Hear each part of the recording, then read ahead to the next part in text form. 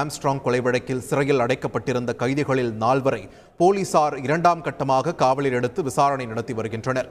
பொன்னை பாலு, ராமு மற்றும் அருள் ஆகியோருக்கு 3 நாள் போலீஸ் காவலும், ஹரிஹரனுக்கு 5 நாள் போலீஸ் காவலும் வழங்கி நீதிபதி உத்தரவிட்டிருந்தார்.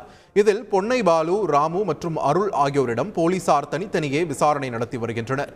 இந்நிலையில் 5 நாட்கள் போலீஸ் காவலில் எடுக்கப்பட்டிருக்கும் ஹரிஹரனிடம் சென்னை மவுண்ட் ஆயுதப்படை பிரிவு அலுவலகத்தில் வைத்து போலீசார் விடிய விசாரணை நடத்தியிருக்கின்றனர்.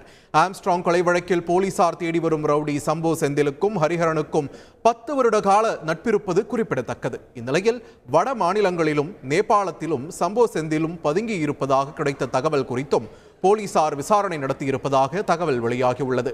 மேலும் இந்த வழக்கில் கொலையாளிகளுக்கு பரிவர்த்தனை செய்யப்பட்ட 50 லட்சம் ரூபாய் பணத்தில் யாருக்கெல்லாம் தொடர்பு, கூவம் ஆற்றில் கொலையாளிகள் எதற்காக தங்களின் செல்போன்களை வீசிச் சென்றனர் போன்ற கேள்விகளை